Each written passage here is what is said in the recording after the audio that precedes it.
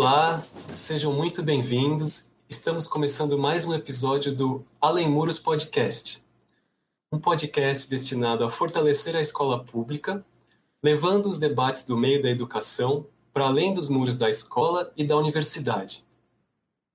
Eu gostaria de lembrar que essa é uma iniciativa ligada ao Núcleo de Avaliação Institucional da Faculdade de Educação da Universidade de São Paulo. E hoje o nosso tema é aposentadoria do servidor público e a mobilização dos servidores contra a proposta de reforma da aposentadoria apresentada pela Prefeitura, o chamado SampaPrev 2, pois já é a segunda edição dessa medida que eles tentam emplacar. Para os que ouviram os outros episódios, aqui no Além Muros, nós tentamos ter estudantes conversando junto com os trabalhadores das escolas e especialistas. Hoje nós temos duas convidadas que trabalham com escola pública, estão mobilizadas nessa luta por garantia de direitos, e as duas trabalham com CIEJAs, né? Que, para quem de repente não sabe, são as unidades escolares que mexem com educação de jovens e adultos. Então, vamos fazer aqui uma rápida rodada de apresentação, né? Eu sou Rafael Chuoz, sou estudante de graduação da USP, também sou estagiário do NAIFE-USP. Júlia? Oi, meu nome é Júlia, eu sou recém-formada em História e eu estou agora terminando a licenciatura em História também e eu também sou estagiária do NAI. Laura, por favor. Eu sou Laura, eu sou professora da rede municipal, né, de São Paulo, fiz pedagogia na Faculdade de Educação e estou na coordenação pedagógica do CIEJA, aluna Jéssica Nunes Herculano, no Butantã. E sou militante, né, da educação sindical, comando de greve, e estamos aí. Manuela, por favor. Bom, eu sou Manuela, sou professora também da rede municipal desde 2012, sou geógrafa, não praticante, e entusiasta aí dos movimentos de luta das mulheres, né, das relações de gênero e também do ensino de jovens e adultos. Muito bom. Então, para começar o nosso papo, eu acho que tem muita gente que não sabe ou tem uma compreensão errônea, né, equivocada de como que é a aposentadoria do servidor público. E acho que é do interesse, né, também de todos os que estão se formando professores saber um pouco disso, que não é uma coisa falada também nos nossos cursos, né? Vocês conseguiriam dizer rapidamente assim como é hoje a aposentadoria do servidor, assim, quem contribui, como que é essa contribuição, como que é o cálculo, esse tipo de coisa, né? Quem gostaria de começar? Olha, eu posso falar um pouco sobre os princípios, aí a gente vai caminhando, porque eu acho que esse debate é o que menos aparece, né? A Previdência Social no Brasil foi organizada de um jeito baseado em alguns pressupostos, né? E isso explica um pouco de como a Previdência deveria se organizar, né? Então, primeiro, é uma organização solidária, né? Então, solidária entre gerações. Então, acho que isso é um princípio importante. O que quer dizer isso? Quem está na ativa financia quem se aposenta. Né? Então, essa é a lógica, porque sempre teremos uma quantidade de pessoas que vão se aposentar e sempre teremos novos ingressantes, né? E, então, a ideia é que quem está na ativa sempre financie aqueles e aquelas que se aposentaram. Um outro princípio é quem é responsável pela Previdência. Acho que isso é uma coisa fundamental, né? A nossa Previdência deveria ser tripartite, né? O que é isso? Os trabalhadores têm que contribuir, o patrão, né? E o governo. No nosso caso, o governo municipal é o nosso patrão, né? Mas isso não exime que os entes federados também sejam responsáveis aí pelo financiamento da aposentadoria. Então, essa é uma lógica de que todo mundo tem responsabilidade, né, com esse financiamento e que ele tem que funcionar ao longo do tempo, né? Então, isso dura ao longo do tempo e dessa forma, consegue garantir algumas, né, essa possibilidade de aposentadoria digna. Agora, tem uma série de questões que a gente veio perdendo, né? Acho que temos reformas da Previdência nacionais, algumas, né, que já ocorreram. Então, com o Fernando Henrique aconteceu, no governo Lula aconteceu também, agora, recentemente também aconteceu novamente. Então, cada reforma é um jeito de dizer que perdemos algumas coisas, né? Então, tem vários princípios, né, da paridade, da integralidade, que, por exemplo, eu e a Manu não pegamos, né? A gente ingressou depois, a gente já perdeu.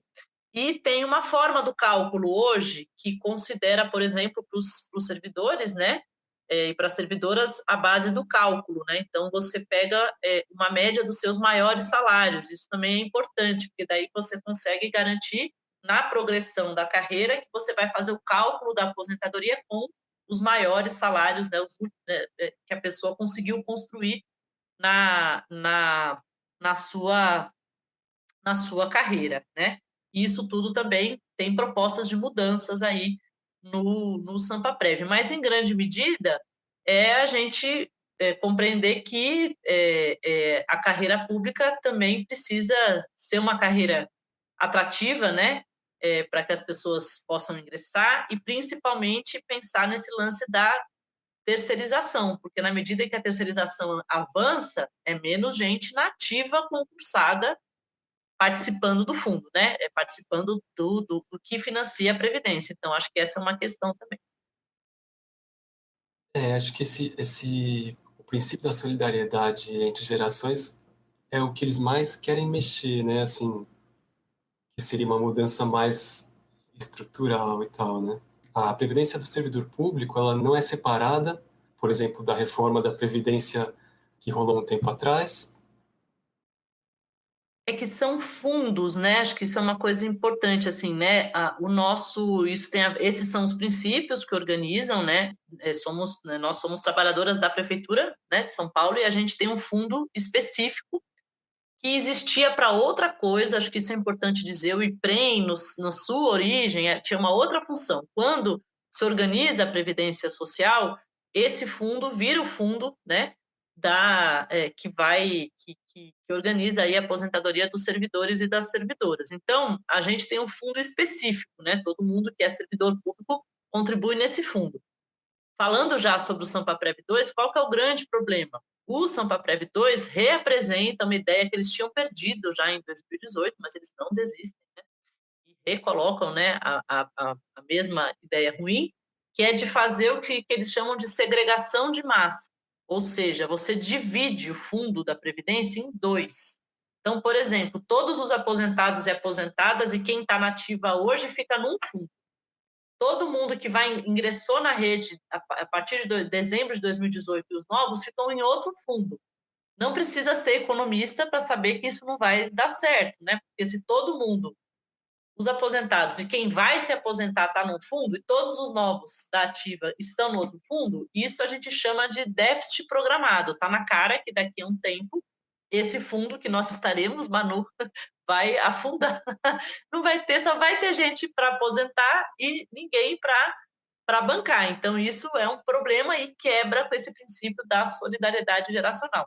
E uma outra questão que querem também fazer é esse lance da capitalização, que já deu errado em alguns lugares aí, né? Em vários estados, em várias categorias, em várias carreiras, que é deixar o banco gerir, né, o dinheiro.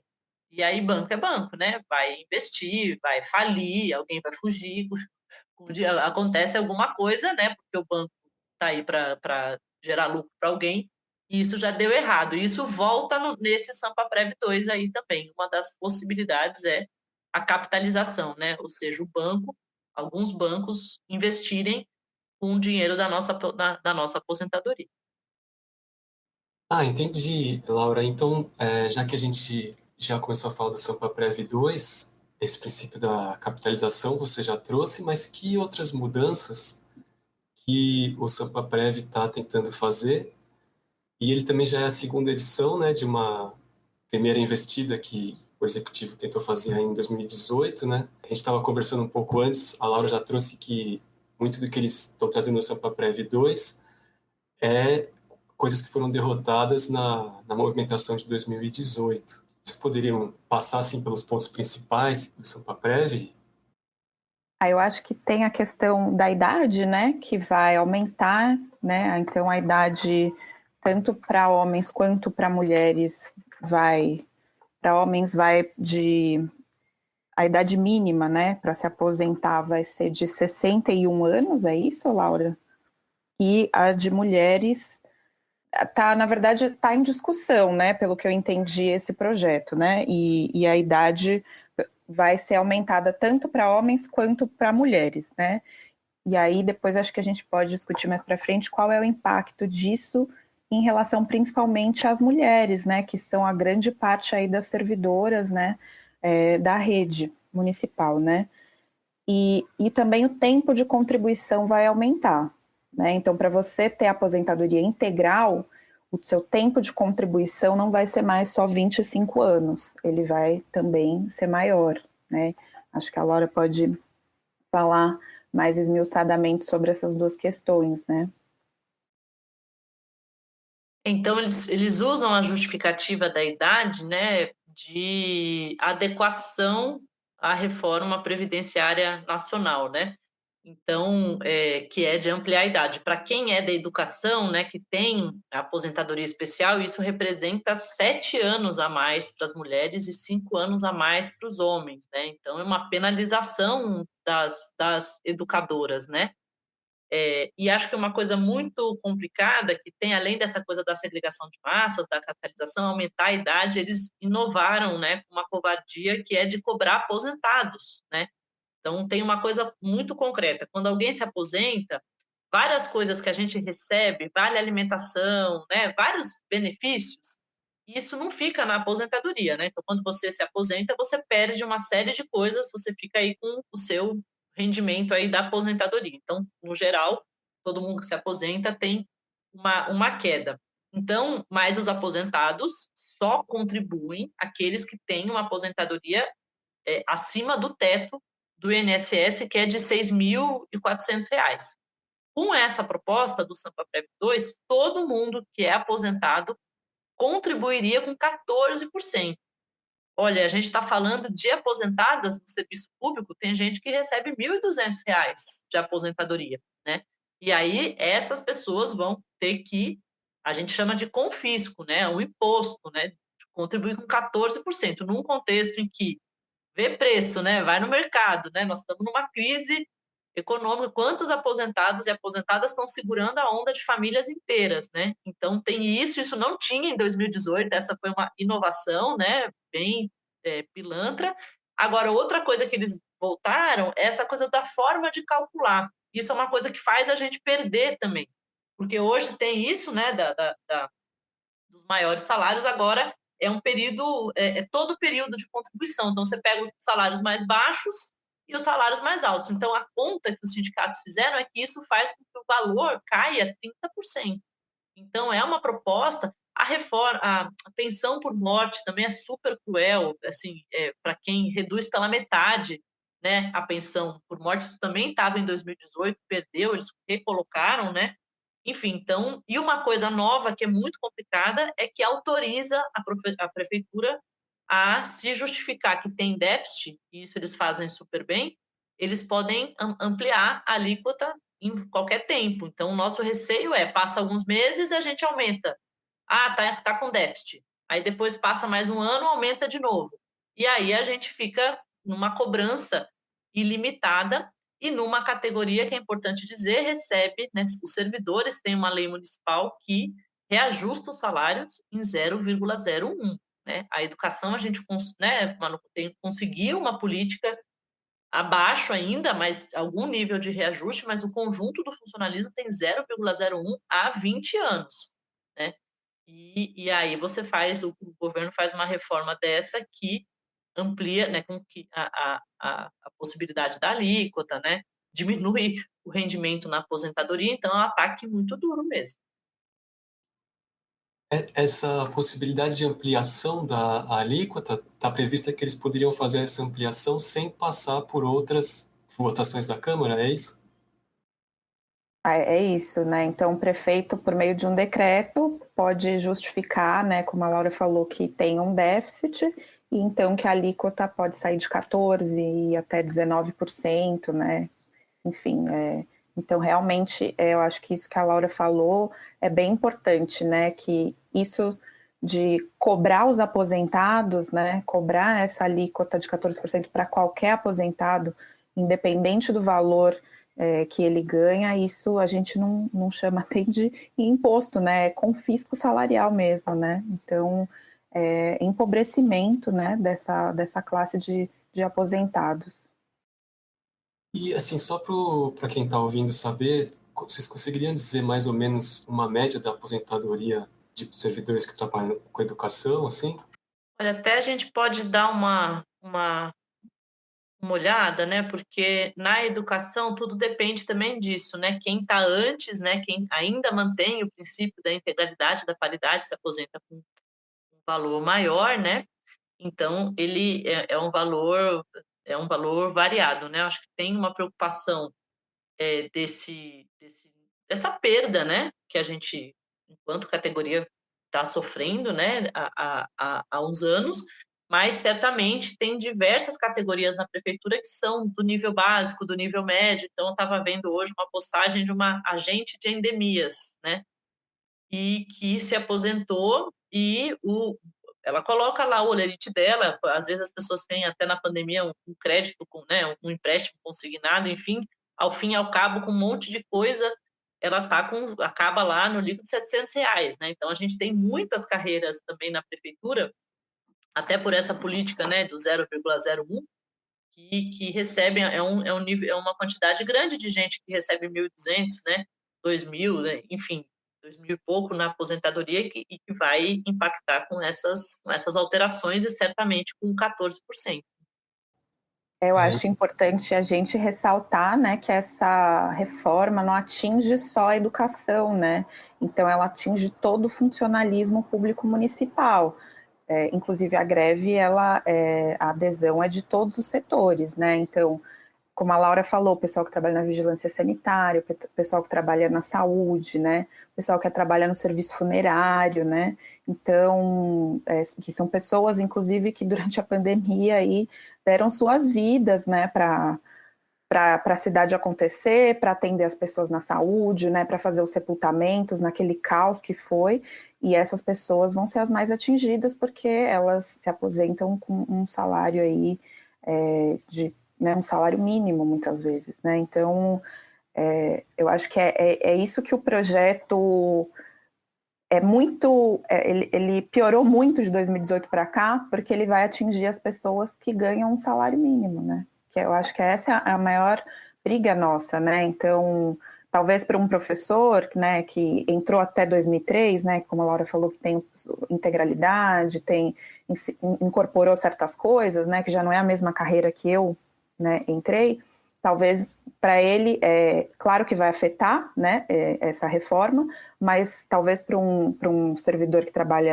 que ganha um salário mínimo, esse impacto vai ser muito grande, né? Então, eu acho que essa preocupação nossa aí da educação, mas ela é para todo o funcionalismo, né? Então, principalmente para esses cargos aí que a Laura falou, de pessoas que têm um salário base e uma aposentadoria de um salário mínimo, né? São os mais atingidos.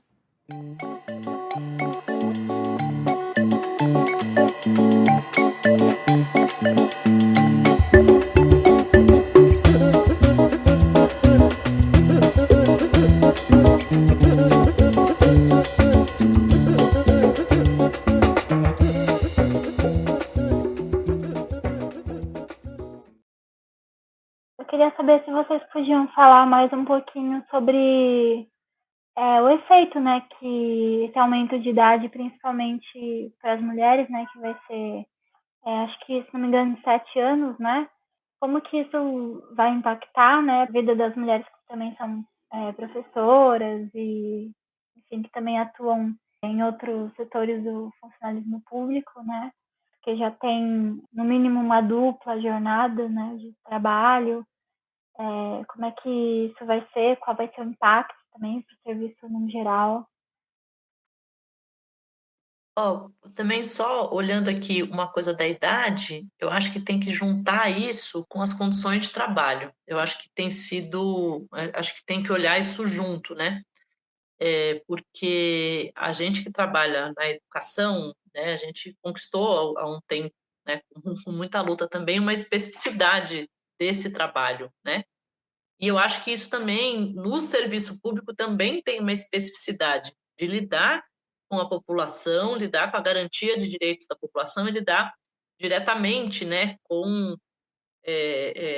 as pessoas, né? Então, processos que precisam dessa interação com as pessoas. Então, cada trabalho tem o seu nível de sobrecarga, mas tem uma especificidade nesse trabalho que, sim, também é estressante, também é desgastante, também traz adoecimento. E você soma isso num contexto em que o sucateamento dos serviços públicos é muito grande. Então, você falar de uma escola que está toda organizada, que não falta professor e professora, que não falta nada, que tem um número de alunos, que é possível você fazer uma mediação.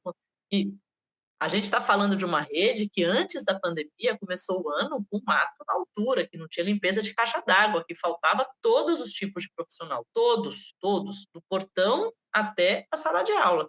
E nós estamos falando de uma rede agora, a gente tinha que pegar os dados melhores sobre isso, a prefeitura não fala, mas o nível de adoecimento de educadores e educadoras, e não estou falando de Covid, que é essa rotina do medo, do controle, da falta de condição, de um trabalho sem sentido, tudo isso tem adoecido muitas pessoas. Então, eu acho que essa coisa do aumento da idade, aliada a uma condição de trabalho que vem se deteriorando há alguns anos, é uma bomba, né? Então, você olha para a escola, você olha para a dinâmica, por exemplo, SEI, né, que é o trabalho no Centro de Educação Infantil, tem um desgaste físico na medida em que você está lidando com bebês que você tem que carregar. Então, são profissionais que têm questões de saúde, por exemplo, dor nas costas, uma série de coisas, a voz, tem coisas específicas, né, de quem está na educação. E aí você vai colocando isso, uma dinâmica dessa que você multiplica, né, bota aí mais 7 anos. Aí o povo já está, né, fala assim, mas será que eu vou ter saúde física e saúde mental para atender os alunos, né? 35 alunos no MEMEI, 35 alunos no MEMEF, né? Carregar bebês, né? Por mais 7 anos. Então, eu acho que tem uma coisa aí muito, muito cruel, que é fazer com que as pessoas aprofundem o adoecimento, né? Então, e isso impacta, obviamente, nas servidoras, mas impacta também diretamente nos estudantes, né? Nos educandos, porque nas famílias, porque somos nós, né, que vamos atender uma comunidade que merece, né, e tem direito de ter o melhor atendimento, mas que vai estar lidando, sim, com uma parcela de profissionais que podem estar adoecidas e já com um processo de, de dificuldade mesmo, né, que é o real, que é o que acontece hoje. Então, eu acho que tem que sempre colocar essas duas questões, as condições de trabalho e os anos a mais, porque isso vai pesando, né? Pesa mais ainda essa carga, né? Especialmente para as mulheres. É importante isso que a Laura falou, né? Porque as condições de trabalho que a gente vem enfrentando nos últimos anos, né, nos últimos tempos, não são fáceis. Então, é de precarização mesmo da educação, né? Então, a gente teve um corte aí de 2019 para cá no quadro de funcionárias da limpeza, né? Que isso não foi readequado, inclusive num contexto de pandemia. Então, é importante dizer, né? Então, na escola que eu estou, por exemplo, no CIEJA Perus, né, nós só temos 2 funcionárias para fazer a limpeza de um prédio, né, que funciona em todos os horários, das 7 da manhã às 10 da noite, né, e então, somado a isso, né, tem o fato de se aumentar o tempo das professoras, né, das funcionárias, num ambiente de trabalho insalubre, né, precarizado, né, em que a gente tem que fazer, às vezes, uma burocracia que não faz sentido nenhum, né, quando a gente está lá para fazer um trabalho pedagógico, por exemplo, né, então, realmente as condições de trabalho na rede municipal têm ficado muito ruins nos últimos tempos, então muitos estudantes por sala, falta de condições estruturais nos prédios, né, e a pandemia só escancarou isso, né, então nada disso foi resolvido, né? Inclusive a gente sai aí de um processo de greve, né? de luta pela vida, né, de voltar só com as condições ideais, só com a vacina, só com a estrutura dos prédios, né, com a ventilação adequada, com a limpeza adequada, e a gente não conseguiu nada disso, né? Então a precarização ela está muito intensa, e certamente o projeto PLO, né, do Sampaprev 2 é mais um elemento, né, nesse processo de não valorização do serviço público, né? Quando se apresenta um projeto desse, está atacando principalmente a população, porque está atacando o servidor, está atacando o serviço público, e aí quem vai, né, ser o mais afetado é a população. Então, o serviço, imagine uma professora de 60 anos trabalhando num SEI, né, atendendo crianças de colo, né, ela tem condições, né, de atender com 60 anos crianças de colo? Provavelmente não, né? Então, eu acho que é esse cálculo também, né, do tempo, né, que condições de trabalho versus tempo, né, e aí eu acho que talvez valha a pena a gente falar dos outros PLs que foram apresentados, né, junto ao PLO, né, então o PLO do Sampaprev 2 foi apresentado com outros PLs que também vão atacar as carreiras, né, que é o PL 650 e o PL 652, que inclusive já foi votado em segunda votação, está aí só para ser sancionado pelo prefeito, que mexe nos dias de férias, né, dos trabalhadores. Então, se você se adoece e pega mais de 6 meses de licença, ou se você pega licença para terceiros, né, para filho, pai, mãe, né, normalmente são as mulheres que ficam encarregadas, né, desse cuidar, né, que a gente ainda vive numa sociedade patriarcal, machista, né, que o lugar da mulher é esse lugar do cuidado, né, e também por isso que são a maior parte das trabalhadoras da educação. Então, mexeu nisso, né? Então, se você tirar um número X de licenças durante o ano, isso vai impactar nos seus dias de férias, vai ter menos dias de férias. A gente também tinha um direito, né, que era 10 abonadas, né, durante o ano, que eram 10 dias que a gente, por exemplo, né, quem é mãe, né, ou que você precisaria ir no médico, né, a gente usava esses 10 faltas no ano, que não descontava do nosso salário. Muitas vezes as mulheres usam para esse fim, né, para acompanhar uma reunião de escola, para levar o filho ao médico, né, para acompanhar um familiar em alguma consulta. Essas abonadas também foram reduzidas, né, de 10 para 6, né. O projeto inicial, na verdade, seria 6 faltas com compensação, então na prática tiraria todas as abonadas, mas aí fizeram um arranjo, né, uma negociação lá, e acabou que a gente manteve esses 6, né, mas perdemos 4. E além do PL 652, que é esse que eu estou falando que mexe com os dias de férias e abonadas, tem o PL 650, que provavelmente deve ir para votação talvez amanhã, a gente não sabe, né, que vai reestruturar os cargos de nível básico e nível médio na rede municipal. Isso não nos afeta, né, agora diretamente, no caso as professoras, né, de nível superior, mas acho que a Laura pode falar mais de como isso certamente irá reverberar em nós e no futuro, né, e aí a ideia de reestruturar essas carreiras de nível básico e médio, né, que vai sim atingir funcionários da educação, como por exemplo o pessoal do quadro de apoio que trabalha nas escolas, colocar bonificação por resultados, né. O que é bonificação por resultados? Você é tipo uma meritocracia, né? Então você faz provas, né? Você tem certos bônus durante o seu período lá de carreira, mas isso não é incorporado no seu salário, né? Diferente, por exemplo, dos quinquênios ou da sexta parte, né? Que são conquistas aí e direitos que são sim incorporados, né? E que a gente leva. Então, com essa nova forma de bonificação, pelo menos a gente entende que isso também vai ser bem ruim, né? Então, o PLO ele vem acompanhado de outros 2 PLs, né? O 652 e o 650, e acho que também dá para falar do 651, que também foi aprovado, que foi o aumento descarado, né, de funcionários comissionados, né, indicados pela prefeitura. Então, enquanto para o funcionalismo, né, para os cargos de carreira, os concursados, a gente tem 0,01 de reajuste, pessoas indicadas que não prestaram concurso vão ter aí um aumento de até 30% nos seus vencimentos. Isso foi aprovado pela Câmara na semana passada, né? Eu chamo, Manu, isso aí do PL, a Cidinha chamou e eu estou usando, né? Que é uma colega de Guanás, é o PL do deboche, né? Porque é um deboche, né? É um prefeito, né? O Bruno Covas começou no meio da pandemia, no momento mais grave da pandemia, reajustou o salário do prefeito em 46%, né? Primeiro, quem de nós é capaz, né, de reajustar o seu próprio salário, né? Então, num momento desse, né, reajustou.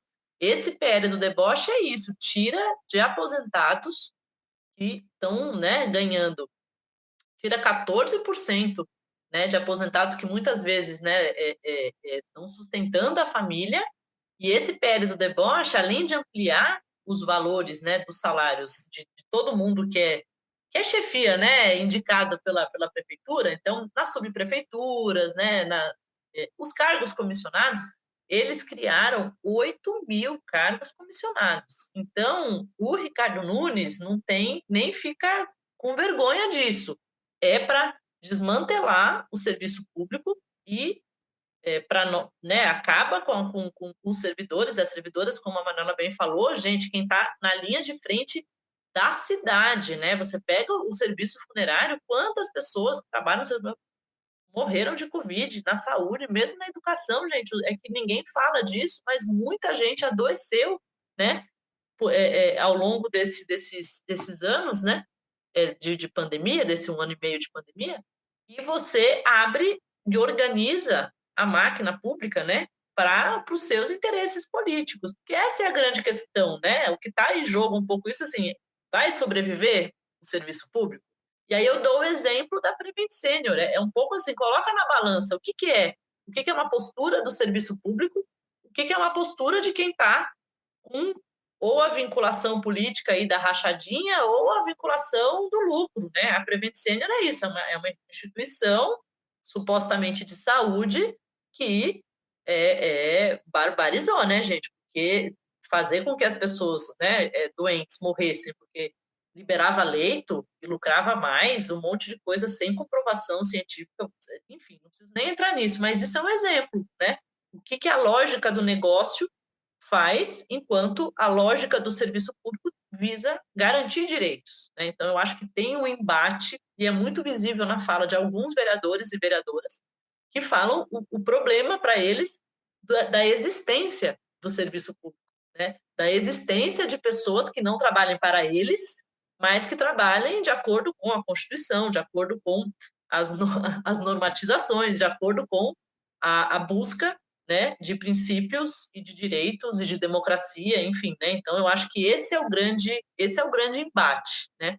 E só um comentário, né, sobre esse PL da reestruturação das carreiras, né?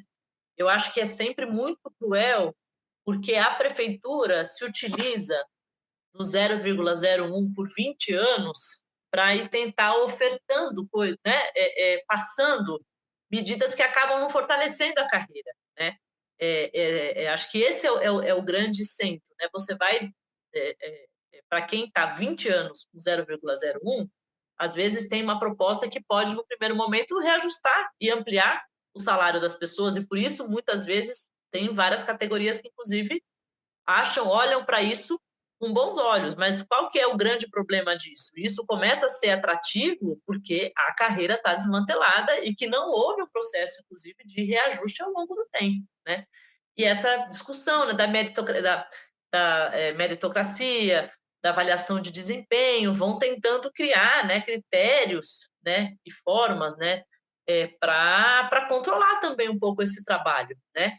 Então, eu acho que a gente está nesse embate, não é um embate novo, né, não surgiu agora, mas eu não tenho dúvida que o Ricardo Nunes olhou para esse contexto como uma janela de oportunidade e falou: elas estão cansadas, exaustas, e elas não vão resistir. E aí vem o orgulho também, tá difícil, tá? Mas eu tenho o maior orgulho do funcionalismo, que, gente, nesse cenário de caos, de cansaço, a gente fez 120 dias de greve nesse primeiro semestre. E nós estamos em greve de novo, pela primeira vez também, né? Nunca fiz 2 greves no mesmo ano, enfim, mas também não é por esporte, a gente queria só terminar o ano, né, Manu, repondo as nossas horas, finalizando, com saúde mental, tentando, né, terminando o ano, e a gente foi obrigada, porque eles apostaram que a gente não ia reagir, né, esse é o cálculo, vamos encaminhar agora, porque elas não vão, né, e a gente tem mostrado que nós estamos no jogo, né, que a gente, pelo menos, está lutando e estamos incidindo para que isso não passe, né? Então, amanhã estaremos lá. Acho que tem óbvio, é um momento difícil, mas a adesão está crescendo. Eu acho, a terça-feira foi um exemplo. A terça-feira não estava prevista no nosso calendário de ir à Câmara, né? A gente ia para a Câmara na quarta e na quinta. E numa chamada na segunda noite, a gente foi na terça. Então, eu acho que a gente também tem demonstrado para a Câmara e para o prefeito que a gente segue vivendo, né? E segue lutando, porque lutar a gente vai, né? Nós não vamos deixar passar isso. E estamos no jogo no sentido em que um voto que mude, a gente barra o Sampaprev. E os PLs eram mais difíceis mesmo, porque a maioria é simples, embora a gente também conseguiu pautar e reduzir alguns estragos, né? Mas a gente perdeu concretamente. Agora, o Sampaprev, um voto que mude, uma abstenção a mais, um voto contra a mais, o governo já não consegue aprovar. Então, acho que isso é importante colocar e por isso que a gente tem que força total aí nos próximos dias, né? Que eu acho que agora o governo vai focar, né, no Sampaprev. Puxa, tem muitas coisas aí que dá para puxar dessa fala da Laura. Inclusive, gente, uma das coisas que ela falou, para quem não sabe, os servidores repõem os dias de greve, viu? E já que ela trouxe a discussão de projeto político, eu queria fazer a próxima pergunta nesse sentido. A gente está também sob a sombra de uma reforma administrativa no âmbito federal que tem esse nome como se fosse uma tecnicidade, mas no fundo é uma reforma que muda a estrutura do Estado mesmo e favorece uma quantidade maior de cargos comissionados que ocupem as políticas públicas e diminui o número de carreiras públicas e gente concursada, né? Vocês acham que, embora se queira passar essas reformas sobre um caráter de tecnicidade, né? O ideal político delas está bem claro e os outros servidores, por exemplo, trabalhadores da educação, eles conseguem entender o teor desse projeto, assim, que parece que é um momento que eles estão vindo para cima para um projeto maior de Estado mesmo, né? Eu já tinha visto a Laura comentar em outras lives também essa discussão de que o que a gente está fazendo aqui, apesar de ser na esfera municipal, é uma discussão de qual é o Estado que queremos e qual é o tamanho desse Estado, né? Acho que eu posso falar rapidamente, depois a Laura fala, né? Mas o São Paulo, na verdade, aí está inserido, né, dentro desse contexto maior, como você colocou, de reformas, né, que na verdade já também não são tão novas, né, que a gente está vivenciando aí já há algum tempo, né, mas se a gente for pontuar, acho que de 2017 para cá, em âmbito federal, né, e agora, né, com o Paulo Guedes e com o governo Bolsonaro, isso ficou muito claro, né, que eles querem com certeza atacar o serviço público, né, e os servidores públicos parece que são um grande problema, né, desse país, né, então, e aí a gente vem também para uma discussão no âmbito estadual, né, com o governo João Dória, né, enfim, e aí a gente chega aqui no município com a prefeitura do PSDB e do Ricardo Nunes, né, também inseridos dentro desse contexto maior, que é atacar o funcionalismo, né, que é atacar o servidor. Então, essas reformas que soam como modernização, né, como, vamos modernizar a prefeitura, né, vamos modernizar, criando novos cargos, né, que não precisam de concurso, né, contratando pessoas, né. Então, se a gente pensar, por exemplo, na educação, né, durante um tempo a gente tinha as funcionárias da cozinha e da limpeza, eram funcionários de carreira, né, eram pessoas que não eram contratadas por empresas terceirizadas, né, faziam concurso e acessavam esses cargos. Hoje em dia não é mais assim, os funcionários da limpeza das escolas e da cozinha são empresas terceirizadas que prestam esse serviço. E é a precarização da precarização, gente. Né? As pessoas ali, teve casos aí, situações que as pessoas não recebem o vale transporte para poder ir trabalhar, né? Como eu disse, eu estou numa escola que temos 2 funcionárias da limpeza. Como é que 2 funcionárias da limpeza dão conta de limpar uma unidade escolar, né? Então não dão, né? Então é a precarização do trabalho, tanto em âmbito federal, estadual, municipal, como a gente vê, são políticas de atacar o serviço público, né? E favorecer a privatização e a entrega desses serviços para empresas aí, né? E acho que a Laura pode completar melhor. Não, concordando inteiramente, né? Tem um discurso muito falacioso em relação ao serviço público, né? Que eu participei até de uma live esses dias e acharam uma propaganda na época do Collor, né? Que era para desestatizar e privatizar, modernizar, e aí era um elefante, né? Então o elefante andava, o elefante, né? Somos nós, né? Então aí o elefante andava com aquela musiquinha e ia derrubando tudo, e o negócio era, gente, vamos para frente, e o Estado tem que diminuir, emagrecer, porque isso vai fazer com que a educação, a saúde... Tal. Isso é totalmente ideológico, sem base real, né? Primeiro porque... e aí você vê também o Paulo Guedes, é funcionário público que não é produtivo, né? Que não pode ter partido político, não pode ter filiação, tem que ser produtivo, enfim. Então, é uma construção, né, que fica nessa de que o serviço público é de má qualidade, né? O que também não é verdade, porque a gente está numa rede que está sobrevivendo, a gente está perdendo muitas coisas de condições, mas a rede de São Paulo, a rede de educação é uma referência, né? No Brasil, em outros lugares, né? Com muitos projetos interessantes, muita gente muito bem formada, inclusive altos índices de trabalhadoras que têm mestrado, né? Que têm pós-graduação, enfim, tem uma série de exemplos que contradizem esse discurso, né? E a gente viu, e é incrível, né, que isso no contexto de pandemia siga acontecendo, porque quem segurou as rédeas de alguma coisa, né, num contexto de descontrole da pandemia, foi sim o SUS, foi sim trabalhadores e trabalhadoras de várias frentes, né? E a gente na educação segurou várias broncas, inclusive que nem era exatamente da nossa alçada diretamente, né? Mas quantas escolas a gente fizeram levantamento e contribuíram com alunos e alunas que estavam numa situação de fome, porque demorou muito as políticas, né, de todas as esferas. Então, tem um discurso, né, que é colocado, que é de uma que não é novo, e até essa coisa do próprio da modernização, várias soluções que esses governos colocaram, supostamente modernizadas, deram errado. Vou dar um exemplo. O Ricardo Nunes, né, inventou para modernizar e ficar ser melhor, né, supostamente, colocou benefícios vinculados a aplicativos de celular. Pergunta se deu certo. Não deu. O uniforme, vou dizer, o uniforme, eles estenderam agora até 30 de novembro. Daqui a pouco vai até o Natal, porque ninguém é um exagero.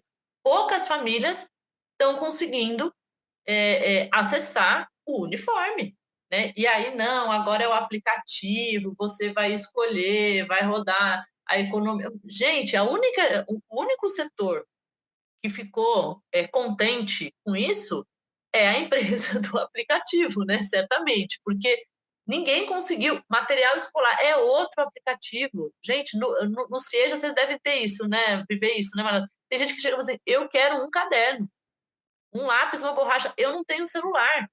Aí o que você fala? Não, mas é porque não tem jeito, eu não tenho outra forma. Então, eu acho que é muito falacioso mesmo, porque é óbvio, ninguém vai dizer que a gente não tem problemas. Agora, a melhor ferramenta no serviço público para que a gente tenha um bom atendimento é o controle social, que é isso, é a participação das famílias na escola, é a participação das famílias na saúde, é a população, né, utilizando os serviços e participando. Esta é a ferramenta, né, que melhora a condição.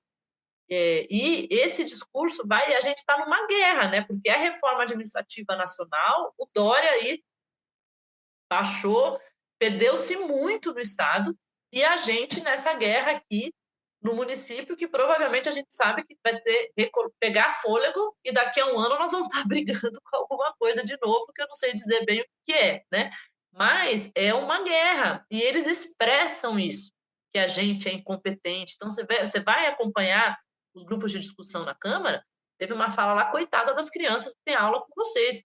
Mas, sabe, é um pouco nesse nível, né? A gente está num contexto muito difícil. E, na verdade, o que a gente percebe? Nós estamos atrapalhando um caminho privatizante. Nós estamos atrapalhando um caminho que pensa de um jeito só. Nós estamos atrapalhando um caminho que faz negócio para um setor econômico, né? Então, e eu acho que o Ricardo Nunes, o Dória expressou muito isso quando ele foi prefeito, né? O prefeito gerente que ajudou muito seus colegas empresários. O Bruno Covas seguiu, mas tentava ser um pouco mais republicano, e o Ricardo Nunes, gente, não está exatamente preocupado com essa imagem, haja visto que setor ele representa, inclusive na educação, que são das creches conveniadas, que está, para ser educada, está no processo de investigação. Mas é desse setor que nós estamos falando. Então, tem interesses muito poderosos, né? E a gente está na mira, porque você quer falar mesmo de privilégio, gente, passa uma semana na escola com a gente, que metade ali daquela Câmara, no segundo dia, já pedia, pelo amor de Deus, né? Me tire daqui, porque quais são os setores do funcionário? Tem, no judiciário, acredito que tenha, mas não é o caso, que é como a Manu falou, quem vai perder muito é um ataque muito direto aos setores que estão já num processo de rebaixamento, de perda salarial, num contexto de crise, que é uma covardia, né? Então, é isso, né? Que Estado que se quer, qual que é o tamanho e quem lucra, né? Eu acho que esse é o embate que a gente está vivendo hoje. É muito louco como esse discurso, né, do Dória, do Ricardo Nunes, do Bruno Covas, também impacta muito nos professores que estão em formação, né? Na minha faculdade, né, que é de História da USP, assim, eu não conheço ninguém, assim, que se formou e foi para a carreira pública. E eu tenho certeza que foi justamente por causa desse discurso que, enfim, esses políticos usam, né, para desvalorizar e esses projetos, né, de desvalorização. Enfim, eu só queria comentar isso, que eu acho que como é perigoso, né, que você vai diminuindo o número de pessoas que entram. Os projetos, né, eles visam também isso, né, o enfraquecimento do serviço público a tal ponto que essa carreira já não é mais interessante, né. Então, quer dizer, quando a gente prestou um concurso, a gente tinha ali alguns direitos garantidos, algumas coisas que já foram se perdendo, né, e isso, se a gente não resistir, né, então a gente vai perder mais, né, e aí quem vão ser os futuros educadores, né, da rede municipal? Vão só ser contratados, né, pessoas, então, que não têm vínculo com aquela comunidade, com aquela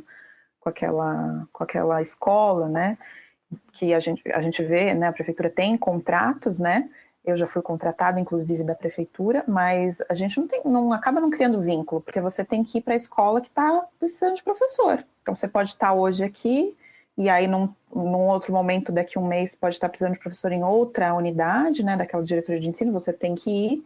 Então, isso enfraquece muito, né, o serviço público. E muita gente, eu mesma já estou no meu vínculo 3 na rede municipal, porque eu já exonerei um cargo uma vez, né? Então, eu exonerei justamente porque começou a não fazer sentido para mim, né? Eu estava num momento ali que eu estava fazendo um mestrado e estava na rede e estava numa situação de uma escola que eu achava difícil, né? Sem aulas, né? Como módulo que a gente fala, que é o professor que substitui os outros, sem uma perspectiva de pegar aula e entrar na jornada que é a GEIF, né? Que também é uma briga nossa, que a GEIF seja para todo mundo que optar e não só para quem tem atribuídas 25 aulas, e aí eu exonerei esse cargo em 2014, né, e acabei voltando, mas, e conheço muita gente que entrou também na rede, professores de diversas áreas, e que saíram, né, porque não é fácil, E com essa desvalorização do serviço público, vai ficando mais difícil ainda conseguir ficar, né? E sobre essa questão da desvalorização, eu acho que tem esse discurso que antes era mais implícito e hoje está muito, né? A gente também sofreu isso muito na pandemia. Ai, o pessoal da educação não quer trabalhar, né? Professores. Agora e a gente falando, olha, ninguém, a gente não acredita em educação remota, né? A gente acredita que a educação se dá nesse, né? Nas experiências vividas no espaço, né, da escola ou outros espaços, mas entre os educandos conosco, né, mediados por um monte de coisa. Então, foi um processo muito difícil para a gente ter vivido isso, mas a gente tinha plena condição que, em relação às questões sanitárias, a escola são aglomeraçõezinhas diárias, né? Então, a gente tinha que ter uma questão emergencial, né, para lidar nesse contexto de pandemia. E, gente, um monte de gente escrevendo, colocando o tanto que a gente, né, o tanto que educadores e educadoras não estavam aí, né, com um compromisso com seus colegas, com seus alunos, enfim, então tem sempre esse discurso. E eu vejo também, né, muitos colegas que logo mesmo no primeiro ano, o número de exonerações nos primeiros anos, ele é muito grande na rede. Isso é real, porque você também não é professor, saiu da faculdade, ok, a gente também aprende muita coisa na dinâmica, né? A escola também nos ensina muita coisa, por isso quando a gente vai para escolas que tem um projeto interessante, né, que tem um percurso também, isso nos ajuda, né, que tem um grupo, que tem um coletivo e tal. Então, muita gente também exonera. E o que a gente tem percebido, assim, é que tem tá ecoando muito, falas muito desrespeitosas conosco. Então, eu acho que essa coisa da gente lutar também é a gente também colocar um pouco, reacender um pouco o brilho, né, nosso, da nossa dignidade, porque a gente ouve muita bobagem, muito desrespeito, né, muita falta de qualquer entendimento do que acontece numa escola, de como é que é o processo educativo, de como que a gente faz isso, né? Então, eu acho que tem um processo que são medidas muito concretas, que são esses projetos, e tem esse discurso e essa fala repetida, né, que desqualifica o nosso fazer, né? Se a gente for pensar, ó, escola sem partido, todo mundo sabe que aquilo lá não se sustenta, que é inconstitucional, que tem que mudar a Constituição. Agora, ele foi útil, ele segue sendo útil para perseguir professor e professora, né? Vira e mexe, gente. Esse ano a gente teve 2 escolas que foram denunciadas lá para o Ministério da Damares, que é uma loucura, porque estão tratando de questões de diversidade sexual de gênero. Agora, sabe? E aí acaba não dando nada no fundo, no final, mas gente tem que defender, tem que ir lá, tem que mobilizar, e depois tem que conversar. A escola tem que ficar a todo momento justificando coisas que nos documentos oficiais deste governo já está previsto, né? De ser um instrumento, inclusive, para enfrentar discriminações de todo tipo. Então, eu acho que defender o serviço público também passa por a gente conseguir enfrentar essas vozes, né, que são tantas, que ficam a todo momento tentando desqualificar aquilo que a gente faz na escola pública, no espaço público, que ainda é o espaço da diversidade, que ainda é o espaço do direito, que ainda é o espaço da democracia, da crítica, né, que poucos lugares e poucas instituições educacionais, se a gente for pensar privadas, dão conta disso. É na escola pública que se efetiva, não é em outro lugar, com todos os problemas. Então, eu acho que tem uma discussão também de valorizar esse espaço, que é uma bandeira aí para além dos educadores e educadoras. E quando a gente fala com os nossos estudantes e com as famílias, é óbvio que nós estamos vivendo um contexto muito conflagrado, né? Politicamente, isso é real, mas as famílias reconhecem na gente e respeitam o que a gente faz, né? E reconhecem a gente como pessoas que estão lá todos os dias para buscar construir um atendimento de qualidade. Então, eu acho que tem um movimento para além do PL, para além do Sampaprev, que é de valorização da escola pública, dos servidores públicos, porque é uma campanha muito ampla, né? Eu diria até de difamação mesmo, desqualificação, desrespeito, e muita gente às vezes fica pelo caminho. Pô, mas por que eu tô aqui, né? Tô ganhando mal, tô numa condição ruim, tô sendo desrespeitada, por que eu vou ficar aqui, né? E a gente está aqui também brigando para que as pessoas fiquem aqui, sim, e que a gente consiga fortalecer esse elo também, que principalmente a gente faz com os estudantes, né? E com as suas famílias.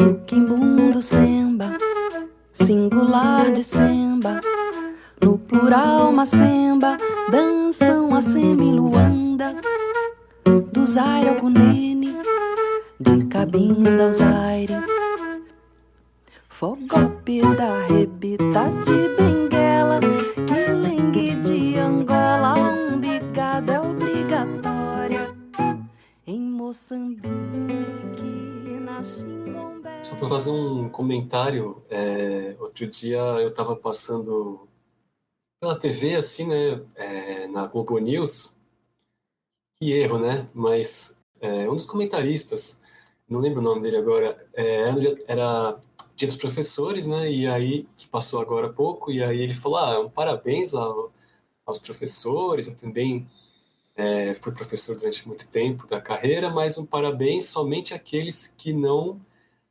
foram contra o retorno presencial, né? Então, o tempo todo, eles encontram, assim, quando não é uma reportagem inteira, é um momento ali onde colocam uma pílula desse projeto, né? Bom, gostaria de fazer perguntas sobre o movimento grevista, a mobilização dos servidores, mas primeiro também sobre o ambiente das escolas, né? A Greve pela Vida, que a Manu lembrou a gente, para quem está ouvindo talvez não tenha acompanhado, a grande maioria das escolas não tinha condições de cumprir os protocolos sanitários que tanto a prefeitura quanto o governo do estado publicaram, né? Os treinamentos também que o poder público tentou fazer nas escolas, as formações também não levavam em conta características específicas da escola. Teve muitas diretrizes assim de cima para baixo que a SME passou para elas, tal, e elas ficaram, como elas comentaram aqui, 120 dias em greve, né? E a comunidade escolar, ela também é um território em disputa, né? Mas uma parte dela comprou esse discurso de que os professores estão contra, né, a educação. E eu queria que vocês comentassem um pouco disso, assim, qual é a reação da comunidade escolar agora que vocês estão de novo entrando em mobilizações, em paralisações, em greve, sobre essa situação, assim, né? Quem gostaria de começar? Bom, acho que eu posso falar, né, porque eu estou numa escola que está 100% em greve, né, tanto professores, gestão, como quadro de apoio, né. Não foi exatamente esse o cenário na greve anterior, né, a gente teve momentos que a escola ficou totalmente fechada e momentos que as pessoas foram retornando, que foi muito tempo mesmo, né, e depois de um ano inteiro, né, que foi 2020, enclausurados, tentando dar conta aí de uma educação remota que a gente não acredita, as pessoas também em 2021 estavam, né, meio exaustas, né, dessa coisa do confinamento, do isolamento, então muito difícil, mas por outro lado também a gente não tinha a população vacinada, né, então a gente tinha um atraso nas vacinas, então como voltar diante desse cenário, né? E como eu estou numa escola de jovens e adultos, né, no caso do CIEJA Peruzzi, então a gente tem um diálogo muito franco com os nossos estudantes, né, sobre todos esses processos, nesse atual contexto, né. Nós estamos fazendo plantões de orientação sobre a greve, né, então tem alguns professores que têm ido às escolas, né, então eu estive lá semana passada, tem outros que estão lá essa semana conversando com os estudantes sobre o movimento de greve, né. Não é aula, é mais um diálogo mesmo, né, para informá-los. E a gente também está dando conta da entrega dos tablets, e os chips só chegaram agora para a gente, né, então depois de todo esse tempo, os chips só foram chegar 2, 3 semanas atrás, então, e a gente sabe que isso fez uma grande diferença, né? Mas também tem outros problemas né, em relação a isso, mas aí a gente resolveu, então, fazer essas conversas e entregar esse tablet que demorou tanto para chegar nas mãos deles, e é um direito, né? Então, a gente não nos dias de mobilização, então amanhã a escola vai estar completamente fechada, então o pessoal está lá em greve, né, só fazendo esses plantões de entrega de tablet, essas conversas, ninguém está assinando ponto, mas está em greve, né, 100% em greve. E o que a gente recebe dos estudantes, né, é uma compreensão mesmo, né? Eles falam, realmente, vocês merecem, vocês precisam, talvez eles não compreendam as nuances, né, desse PLO, o que ele significa na prática, até porque muitos ali não têm esse vínculo empregatício, né? Então a discussão previdenciária para eles ela é um pouco distante, a gente percebe isso, e a gente percebeu isso quando a gente fez um debate em 2019 sobre a reforma da Previdência Federal. A gente percebe que são poucos que têm essa referência, porque muitos ali estão na informalidade, né? Mas eles entendem que há um sucateamento, né, do serviço público, que eles vivenciam isso, né? Não só na escola, mas na saúde, em outros setores que eles precisam do serviço. E eles nos apoiam, né? Assim, a gente não teve até o momento nenhum estudante que disse que não apoia a greve, claro, né? Depois de tanto tempo distante aí, né, da escola, a gente quer retomar, nós também queríamos retomar com as condições, né? E a gente estava retomando aos poucos, né? Enfrentando aí todas as dificuldades que esse ensino híbrido, né? Que não existe, na verdade, nos colocou. Mas eles também entendem que a gente está o tempo todo falando para lutar pelos direitos, né? Então, como que a gente não vai fazer essa luta, né?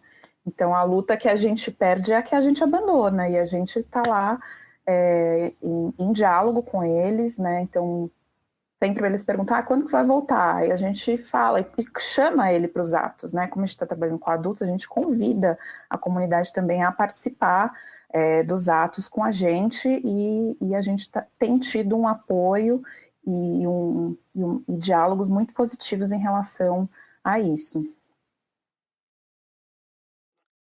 E olhando um pouco também nas visitas do comando, né, e nos debates, é óbvio que existe uma questão, né, concreta que, sim, nós estamos fazendo em novembro, né, no final de outubro, novembro, uma nova paralisação das atividades. Então, a gente também busca dizer quem é responsável por isso, né, porque eu acho que também tem isso. Quando a prefeitura encaminha projetos desse tipo, num contexto de pandemia, num contexto de um ano já, com todas essas dificuldades agora, também é uma ação deliberada e que a gente está dando uma resposta a essa ação, né? E quando a gente conversa com as famílias, né, é óbvio, tem níveis e níveis, né? Porque a conversa com adulto é de um jeito, quando a gente lida com bebês, por exemplo, tem outra complexidade nesse contexto, inclusive, do mundo do trabalho, do desemprego, né,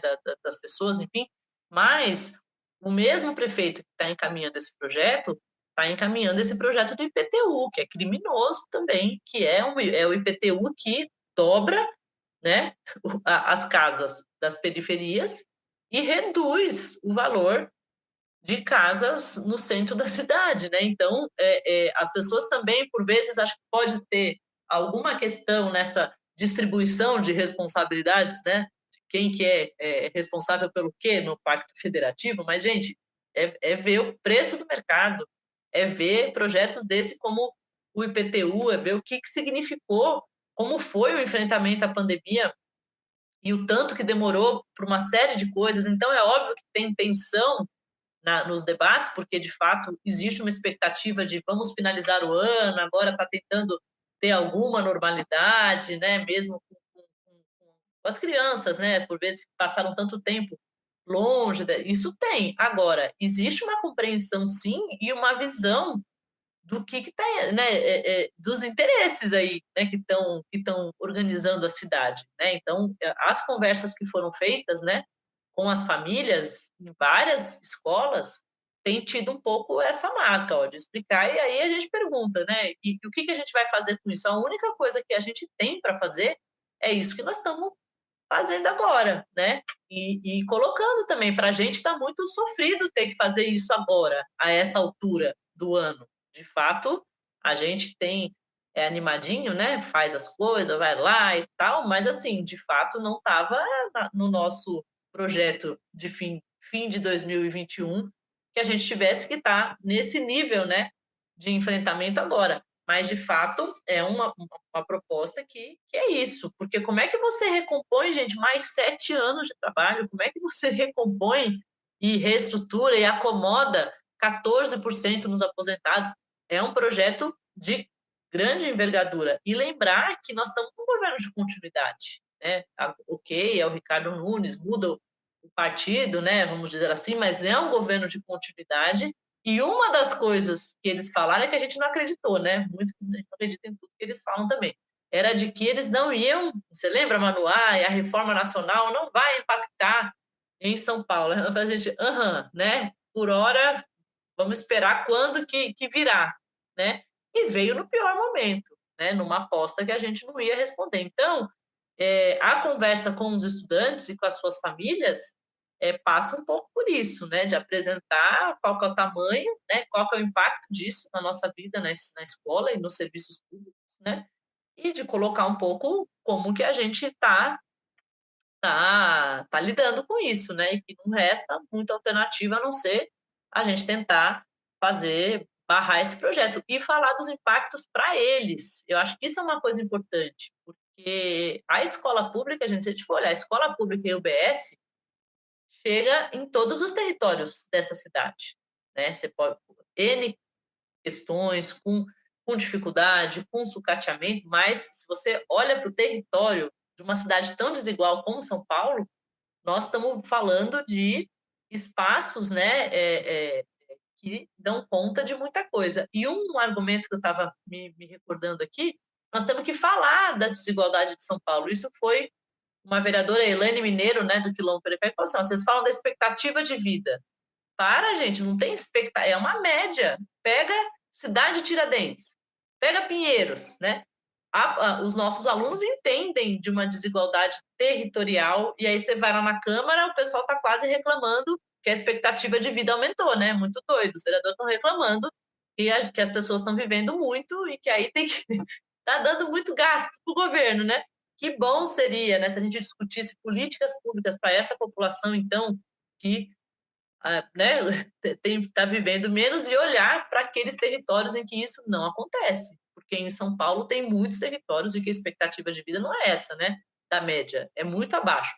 Então, eu acho que a conversa passa um pouco por aí, né, e acho que a gente tem conseguido, né, falar sobre isso né, de um jeito aí também que as pessoas façam a leitura do impacto, né. Acho que essa desigualdade dos territórios que a Laura comentou, né, ficou muito visível durante a pandemia, né?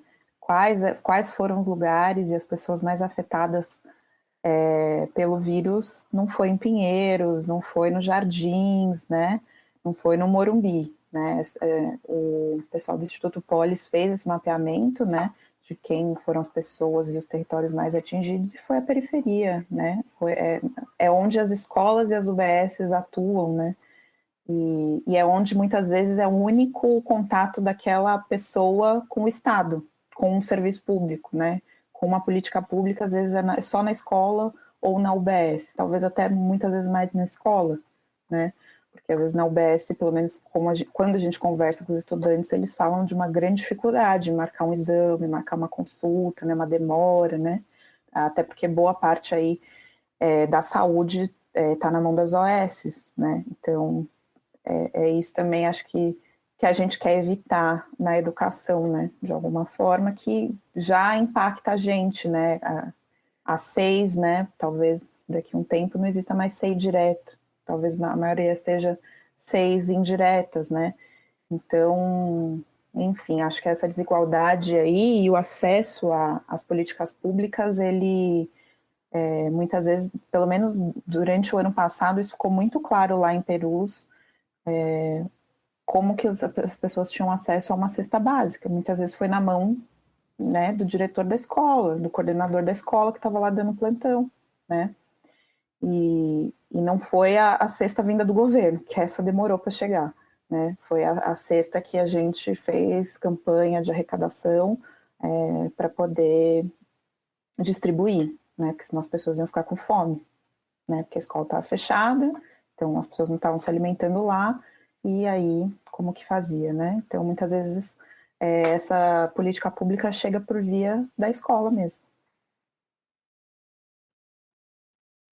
Manu, eu queria fazer então uma pergunta sobre o Cieja Perus, perdão, porque eu e a Júlia a gente conheceu na manifestação da Quinta, né? A Fran, outras pessoas que estavam lá, e depois a gente participou de uma reunião de organização de vocês, né? E eu percebi que vocês têm uma unidade de ação grande, né? E enquanto que tem outras escolas que estão mais divididas, por N razões, né? Eu queria que você comentasse, isso tem alguma coisa, a que você atribui essa unidade na atuação, na visão política do Cieja Perus? Será que tem a ver com o projeto político-pedagógico de vocês, ou o processo de construção desse projeto?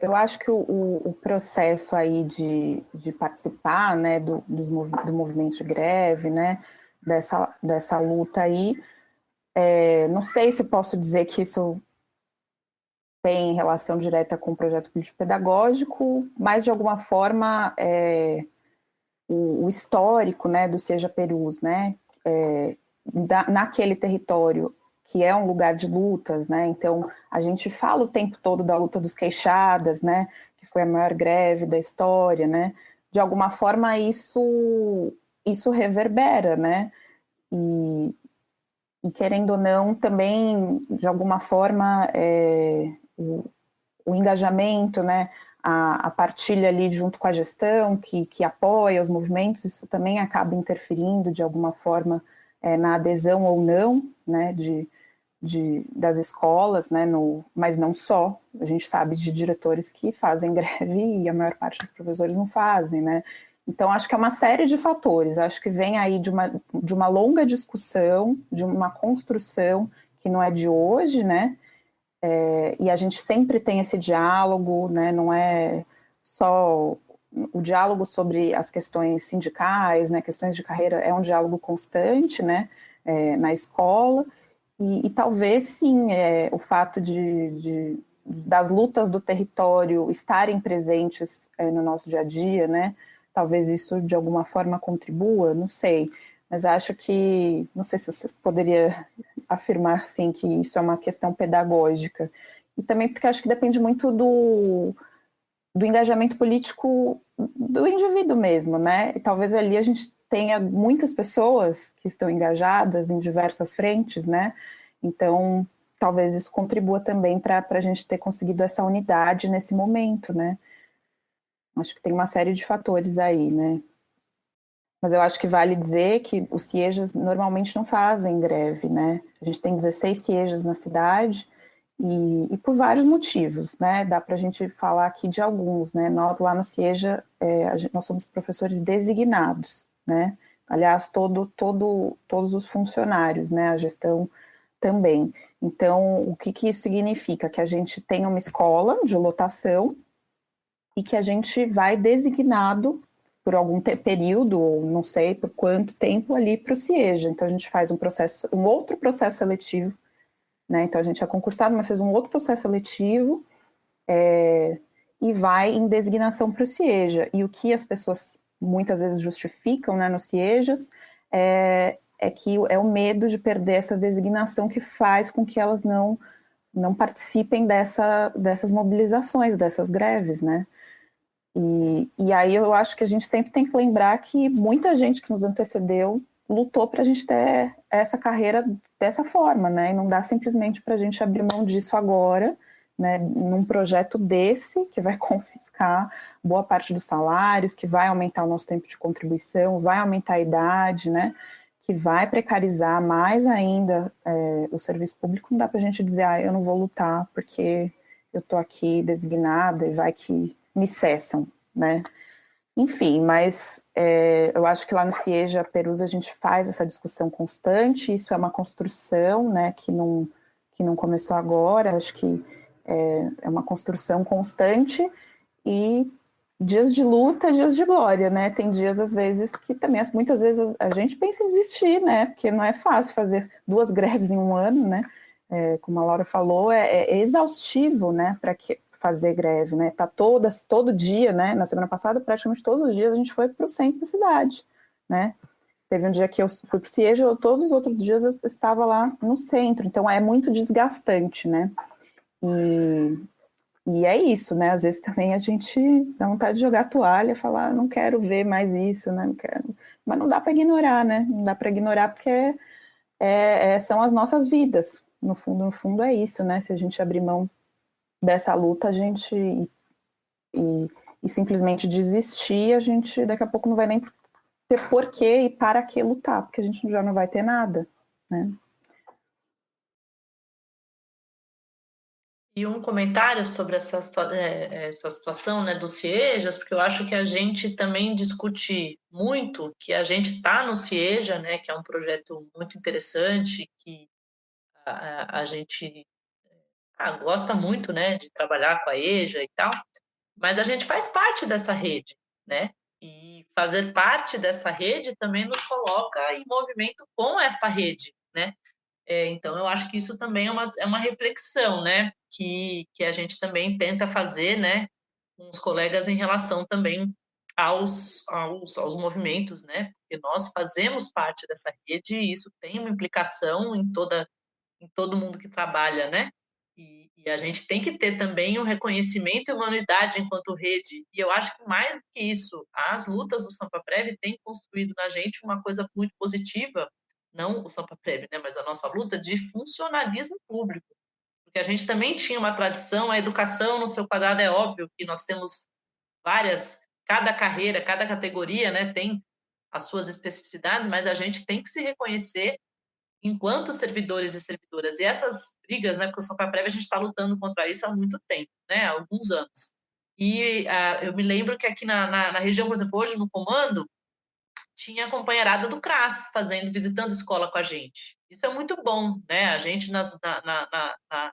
em 2018 fez muito isso. Tinha o Manuel, que infelizmente um companheiro aí do serviço funerário, que faleceu, né, ano passado, teve um câncer muito rápido, né? E ele fazia comando com a gente. E era um debate muito importante, porque a gente não faz ideia, gente, do que acontece no serviço funerário, né? E ele foi para várias escolas com a gente para falar de como que é o dia a dia e antes de pandemia, né? Isso foi sobre este trabalho, né? Sobre as brigas que eles tiveram, sobre várias brigas, inclusive em relação ao super esforço físico, né? Que é possível também amenizar o super esforço físico com outras coisas. Então, esse é um debate que a gente tem que fazer, né? Que é da gente também olhar, olha, o que é funcionalismo público, né? As diversas carreiras, essas diversas frentes. Eu acho que isso também é bastante importante e a gente vem fazendo isso, né? Já há algum tempo. Eu acho que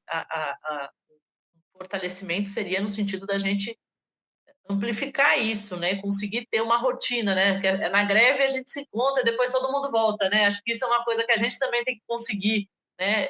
Pela própria dinâmica, né? A gente fica na greve falando com as pessoas, fazendo coisa, bom, aí acabou, pronto, a gente fica enfurnado na nossa escola, né? Repondo e tal. Então, eu acho que a gente também tem que criar formas para a gente também pensar essa reposição a ser não a punição, né, como que a gente está vivendo, né, porque também tem isso, né, a reposição da greve é a reposição de um direito, né, dos servidores, das famílias, né, dos estudantes, e que pode ser construído de várias formas, né. Infelizmente, os últimos governos têm tentado normatizar isso no sentido de meio que punir mesmo, né, e tem que dizer para eles que não tem funcionado, né? Que eles podiam mudar de estratégia, porque a gente segue fazendo, né? A gente segue com uma categoria aqui e um funcionalismo que tá mobilizado com todas as dificuldades, né? Mas acho que essa ideia de funcionalismo ela é uma ideia muito importante, né? Para a gente não perder de vista que somos, né, servidores e servidoras, até porque a gente também tem lutas que a gente tem que fazer de forma solidária com vários colegas nossos servidores, né? Por exemplo, esse 0,01, gente, que as pessoas recebem há mais de 20 anos, é uma vergonha enorme, né? E que a gente também tem que se responsabilizar por isso. Vamos pensar assim, não que a gente tenha feito, mas como que a gente também fortalece essa luta dos servidores e das servidoras por reajuste digno, né, para todo mundo. Acho que isso é uma coisa também que a gente também está implicado nisso. Júlia, você tinha agora que a Laura trouxe essa coisa de construir essa visão de todo o funcionalismo, você tinha uma pergunta sobre união de categorias, lembra? Sim, como que essa greve está conseguindo construir uma solidariedade maior com outros servidores, para além dos professores, e também, mas eu acho que em parte isso já foi respondido, né? Como a própria população responde a isso, né? Se ela está aderindo, se ela está apoiando, né? Eu acho que a gente vive num contexto, né, a Manu falou sobre isso, né, de desregulamentação do trabalho, né, de grande parte da população, né. Isso, por vezes, nos distancia, né, quando a gente vai conversar. Mas a gente tenta falar sempre na perspectiva de regulamentação do trabalho, né, e direitos do trabalho. Então, que a gente deveria estar num outro sentido, né, não de perder, né, mas da gente conseguir avançar na regulação do trabalho de uma forma menos perversa, né? Então, acho que tem essa conversa, e entre servidores e servidoras, eu acho que a gente está num processo que não é só desse ano, né? Esse ano, acho que a gente está pegando um pouco mais agora, né? Porque foi tudo muito rápido, né? Num ano difícil, inclusive a gente passou a ter uma ocupação das ruas e de atividades presenciais também recente, né? A greve nos 120 dias, a gente experimentou coisas, né, mecanismos de pressão presenciais, inclusive, mas essa massificação, vamos dizer assim, né, a gente retomou agora. Mas eu coloco aqui, os anos, a gente fez 2 greves do funcionalismo antes dessa, né? E eu acho que isso a gente começa a conhecer as pessoas do território, né? Isso pode parecer super né, elementar, mas não é, né? Uma greve você também estabelece contato, depois você vai lá no CRAS, né? Agora não é no momento de greve, mas você vai falar com aquela servidora dos assuntos aí dos nossos atendimentos, né? Então, eu acho que a gente vem fazendo isso e eu acho que isso tem sido muito bom. Agora, é tudo também com emoção, né? Não é sempre que todas as categorias têm as mesmas visões sobre uma série de coisas, né? Então, tem a própria construção, essa ideia, né, da unidade. Às vezes a gente vai no ato e vê lá 2 caminhões de som, um monte dos sindicatos, como vai fazer essa síntese entre as entidades, enfim, as coisas não são fáceis, mas eu acho que a gente avançou. Eu lembro quando eu entrei na rede, né, a gente sempre foi muito das lutas da educação, né, das lutas de quem e a gente construía isso. E eu acho que nos últimos anos a gente conseguiu avançar e a conjuntura também nos obrigou, né, gente? Porque se a gente for discutir as próprias greves da reforma da Previdência Nacional, a gente fez greve nacional contra a reforma da Previdência. Isso eu acho uma coisa muito, né? A gente também fez isso. Então, eu acho que isso é importante e uma coisa assustadora. Eu fui fazer comando de greve ainda na UBS. Qual UBS tem servidor público? O nível da privatização em algumas áreas é muito grande. Na assistência social tem vários setores já privatizados, terceirizados, na saúde, muito também.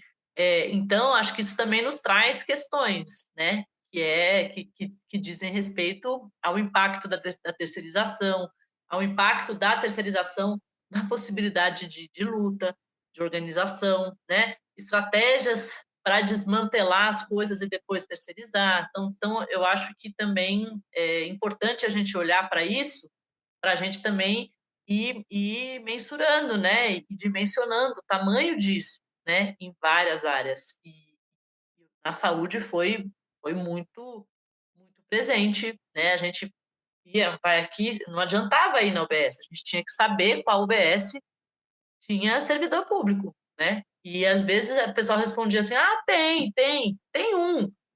Aí a pessoa fica lá pensando: tem um, fica ali, né? Aí você fala: gente, é uma coisa complexa, né? Que é o que a gente também está tentando segurar, né? Na medida em que a gente tenta batalhar para a carreira pública, né? Para o concurso público seguir sendo importante, né?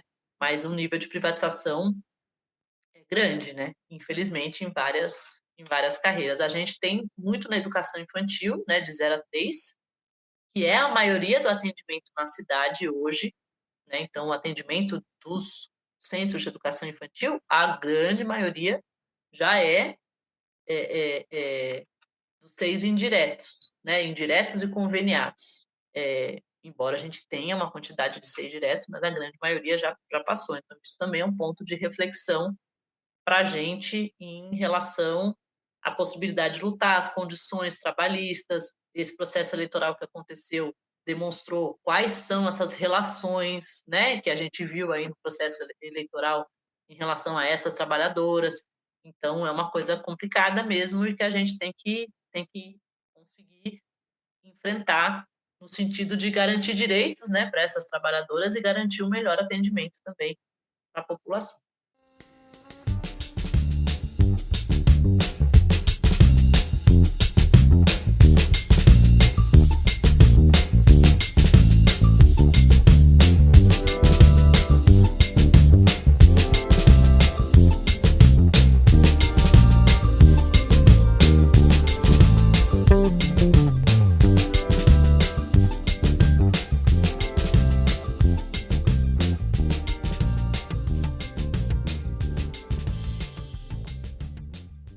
Poxa, eu vou aproveitar isso que a Laura trouxe para fazer um plug rápido. O NAIF USP, né, esse núcleo no qual a gente estagia, ele também está ligado a uma disciplina recente que estreou esse semestre, que tem o objetivo de pensar as políticas de saúde, educação e assistência social de maneira integrada, né? E o que você levantou, Laura, eu achei legal.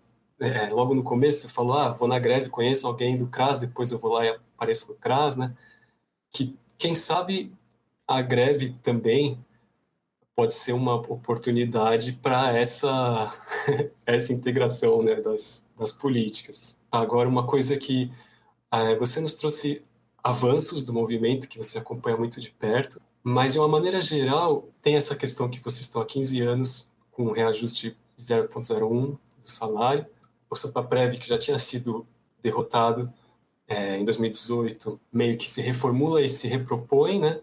Tem essa questão que você comentou que fora da educação, eles estão vindo para cima da educação também, mas fora da educação tem a entrada de bastante coisas da iniciativa privada, e isso diminui também o número imagino que diminui o número de pessoas sindicalizadas e tal. Vocês avaliam que o movimento sindical ele está enfraquecido, talvez com poucas condições de exigir, por exemplo, a ampliação de direitos e que a gente está mais preso numa lógica de reagir, ver qual que é o mal menor, né?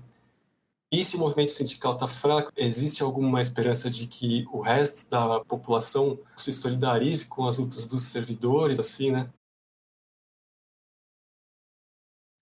Esse é um debate ótimo de se fazer e complexo, porque tem paradoxos aí, né? Porque, olha só, por um lado, a gente tá vivendo, e eu vejo isso com orgulho mesmo, e me animei de ver essa semana que passou, por exemplo, porque, sabe, você fala, olha, vamos, a gente vai, mas como é que vai ser? A primeira reunião do comando de greve, a gente estava discutindo, bom, como enfrentaremos isso para construir esse processo? E aí, as coisas foram caminhando melhor. Agora, eu não tenho dúvida, a gente tem uma série de questões sobre a pauta, porque tudo que a gente falou hoje demanda de um movimento sindical menos corporativo, sim, né? Nós temos que discutir as demandas, inclusive, da população, né? A gente tem que discutir uma série de coisas e práticas, né? Eu vejo nas regiões, nas escolas, um monte de iniciativa interessante de reconstrução de práticas que as estruturas também reproduzem, né?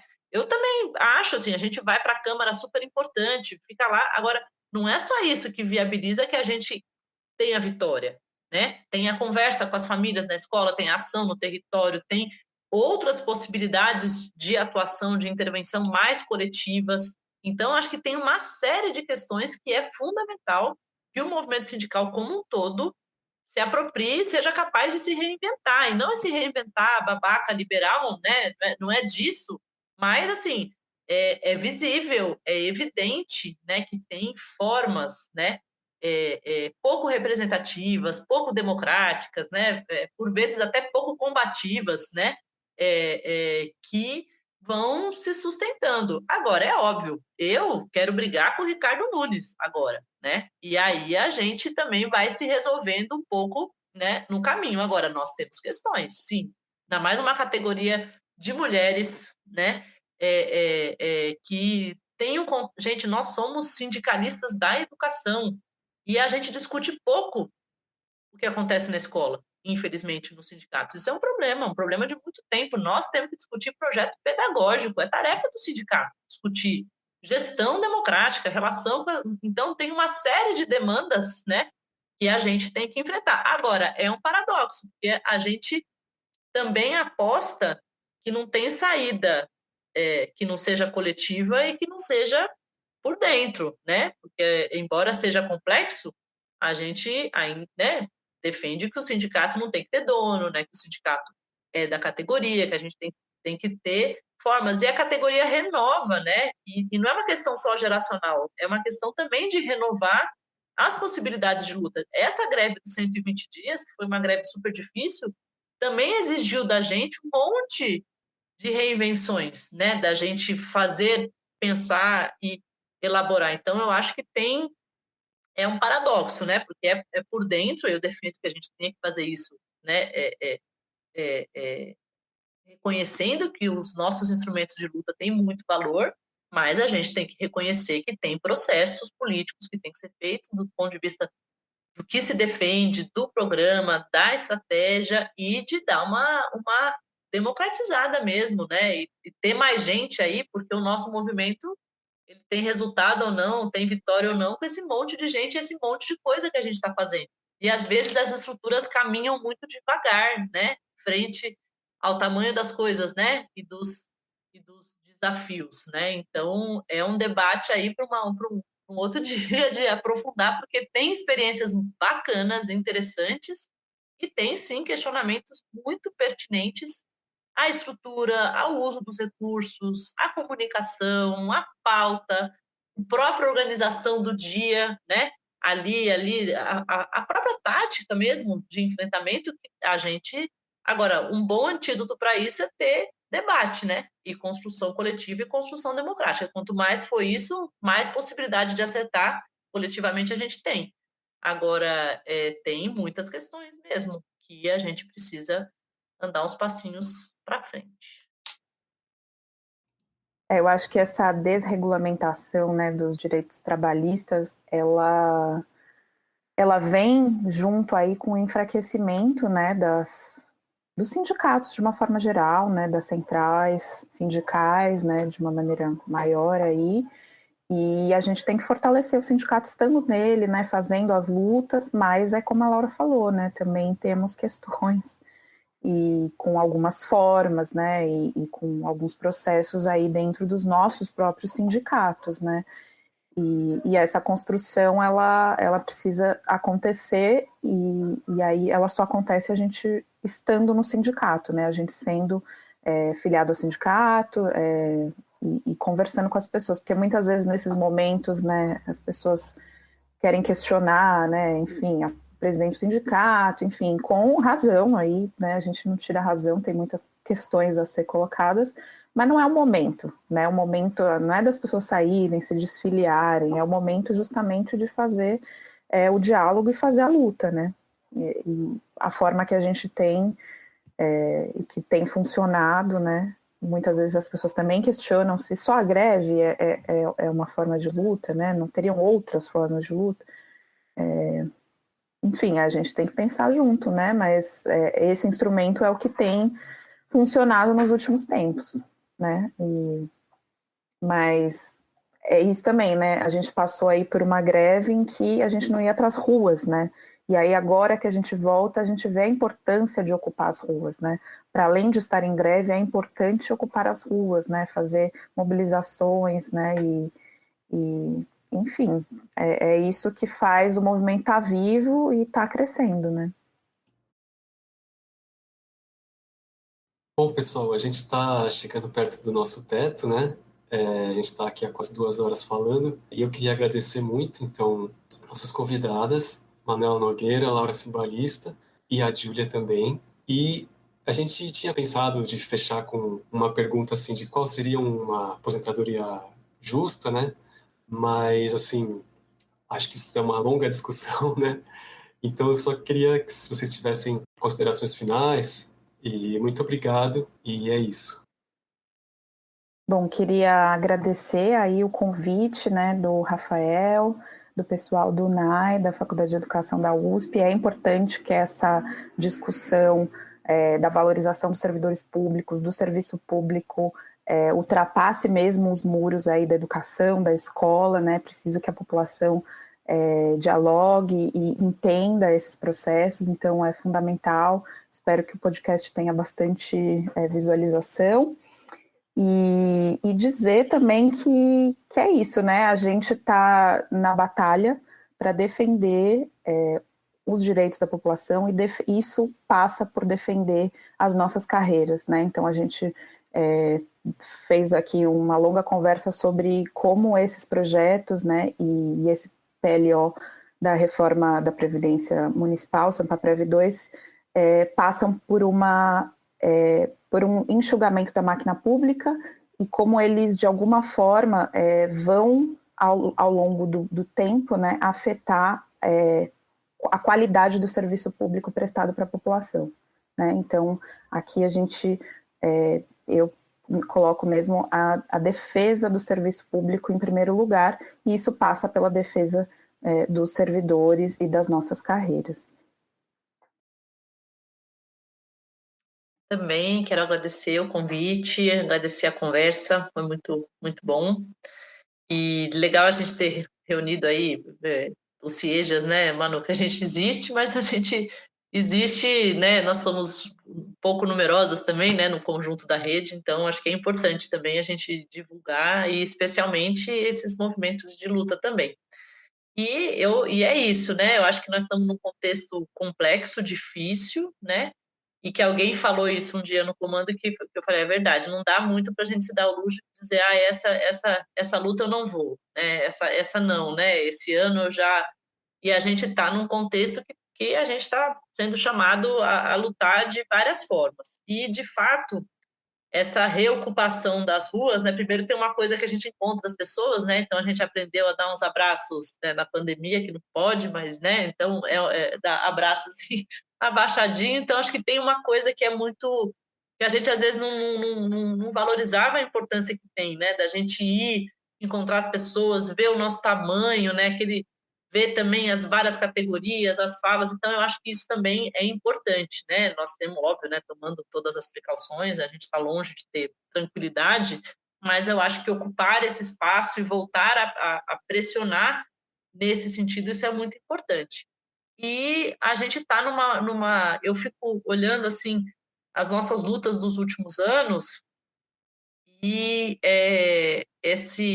o desmonte na rede aqui de São Paulo está muito acelerado, né? Eu acho que isso tem a ver com as últimas gestões, né? Com os últimos governos que estão, né, ocupando aí a prefeitura, e esses embates nacionais também que têm ocorrido. Então, não tenho dúvida que a luta em São Paulo também ajuda, né? Vários municípios estão fazendo, Osasco, né? Campinas, está todo mundo um pouco nesse prazo, né? Dessa questão previdenciária, então está tendo um monte de coisa, né? E a luta da reforma administrativa contra a reforma administrativa nacional. Então, acho que a gente tem sido chamado a protagonizar, né, essas lutas. Eu acho que a gente tem que conseguir também discutir e recompor, em alguma medida, também o tamanho da desregulamentação do trabalho da população, né? Que eu acho que essa fala, às vezes, do privilégio, que eles fazem de um jeito que é desqualificante, que não tem base né, exatamente no que isso quer dizer, mas, de fato, a população brasileira está vivendo um contexto de muito desemprego, muito subemprego e muita precarização. Então, acho que essa unidade, né, de defender os serviços públicos, mas também buscar recompor no sentido de regulamentar que se perdeu nesse último processo, acho que é uma tarefa muito importante e é de todo mundo, né? É da universidade, é dos servidores públicos, né? É de todo mundo, porque o que a gente tem visto é muita barbárie, né? Muita barbárie, né? E se a gente não recompõe ou começa a recompor, essa escalada não tem fim, né? Então, acho que é uma tarefa nossa também, do movimento sindical dos servidores e das servidoras, também olhar para isso, né? Acho que é uma tarefa de grande importância. E muito obrigada, nós estaremos na Câmara amanhã, não sei se vai chover, chega de chuva, né? Podia fazer um solzinho, pelo menos, para a gente também ter um dia mais bonitinho. É isso. Muito obrigado, Laura. É isso, gente. Vamos nos atos, então, né? Vamos nos mobilizar, pelo menos acompanhar e se informar sobre a luta. Como a Laura nos lembrou também, se essa reforma passa em São Paulo, abre uma porteira para passar em diversas outras cidades, né? Então, vamos lá, a hora é agora. Quero agradecer a quem nos ouviu até agora. E o nosso podcast está disponível no Spotify, no Deezer. Ele também está disponível no YouTube, para quem quiser acompanhar. Sigam o Naife USP no Instagram, no Facebook. Mandem sugestões de temas para próximos episódios. Se quiserem fazer, de repente, um próximo episódio sobre CIEJA ou sobre, né, outros temas aí. Todas as nossas convidadas estão sabendo que elas em algum momento vão voltar aqui para dar mais aulas para a gente. Por favor, né, se elas quiserem e puderem. E muito obrigado, gente. Até o próximo Além Muros Podcast. Então, até mais. É isso, gente. Obrigada. Beijo, Laura. Até amanhã. Obrigada, Rafael. Obrigada, Júlia. Muito obrigada. Tchau, tchau, gente. Obrigada, gente. Boa noite. Até mais. Boa noite. Tchau, tchau.